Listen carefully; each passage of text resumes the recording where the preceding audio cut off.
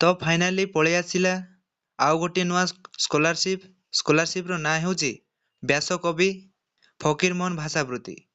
ଉଭୟ ୟୁଜି ଏବଂ ପିଜି ପିଲାମାନଙ୍କ ପାଇଁ ଖୁସି ଖବର, ଯେଉଁମାନେ କି ଓଡ଼ିଆ ଅନର୍ସ ନେଇ ପାଠ ପଢ଼ୁଛନ୍ତି।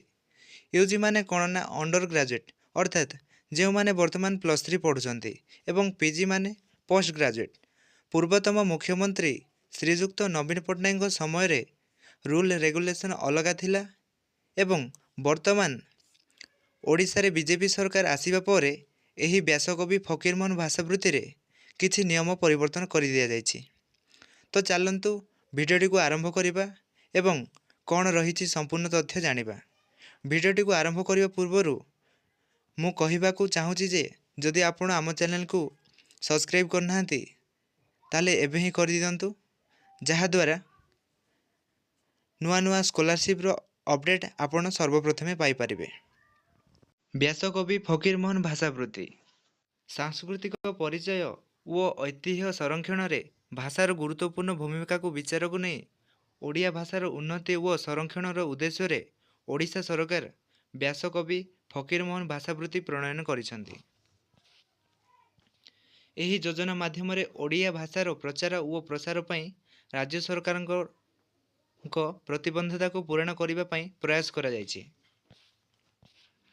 ଦେଖନ୍ତୁ, ଛାତ୍ରବୃତ୍ତି ରାଶି ଚଳିତ ଶିକ୍ଷାବର୍ଷ 2024-25ରୁ ପରିବର୍ତ୍ତିତ ନିର୍ଦ୍ଦେଶାବଳୀ ଅନୁସାରେ, ତ ଛାଡ଼ନ୍ତୁ ଏଇଟା ଆବଶ୍ୟକ ନାହିଁ, ମୁଁ ଆପଣଙ୍କୁ ଇମ୍ପୋର୍ଟାଣ୍ଟ କଥା କହିଦେଉଛି। ଯୋଗ୍ୟତା ମାନଦଣ୍ଡ ଦେଖନ୍ତୁ, ଏଇଟା ଯୋଗ୍ୟତା ମାନଦଣ୍ଡ ସ୍ନାତକ ପାଠ୍ୟକ୍ରମ ଓଡ଼ିଶା କିମ୍ବା ରାଜ୍ୟ ବାହାରେ ଥିବା ଡିଗ୍ରୀ କଲେଜ, ସ୍ୱୟଂଚାଳିତ ମହାବିଦ୍ୟାଳୟ କିମ୍ବା ବିଶ୍ୱବିଦ୍ୟାଳୟରେ ଓଡ଼ିଆ ସମ୍ମାନ ମେଜର ବିଷୟରେ +3 କଳାରେ ନାମ ଲେଖାଇଥିବା ଏବଂ CHSE ଓଡ଼ିଶା କିମ୍ବା ଅନ୍ୟ କୌଣସି ସମକକ୍ଷ ବୋର୍ଡ ଦ୍ୱାରା ପରିଚାଳିତ +2 ପରୀକ୍ଷାରେ ସର୍ବନିମ୍ନ 70% ମାର୍କ ହାସଲ କରିଥିବା ଛାତ୍ରଛାତ୍ରୀ ବାସସ୍ଥାନ ନିର୍ବିଶେଷରେ ସ୍ନାତକ ସ୍ତରରେ ଏହି ବୃତ୍ତି ପାଇଁ ଆବେଦନ କରିବାକୁ ଯୋଗ୍ୟ ଅଟନ୍ତି। ଅର୍ଥାତ୍ ଯେଉଁମାନେ କି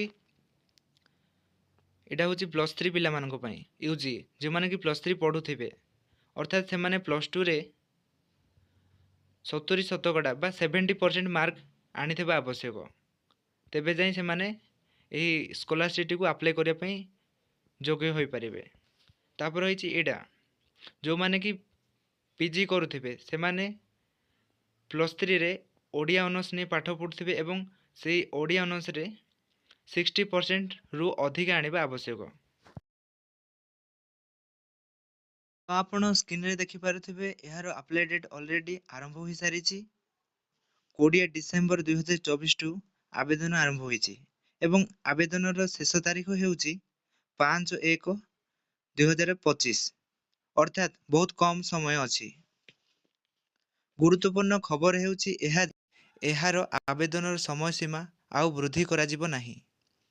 ଦେଖନ୍ତୁ, ଆପଣମାନଙ୍କୁ ଅଫିସିଆଲ ନୋଟିସ୍ ମଧ୍ୟ ଦେଖାଇ ଦେଉଛି। ତ ଯେଉଁମାନେ ପାଇବା ପାଇଁ ଇଲିଜିବୁଲ୍ ଜଲ୍ଦି ଯାଇ ଆପ୍ଲାଏ କରିଦିଅନ୍ତୁ।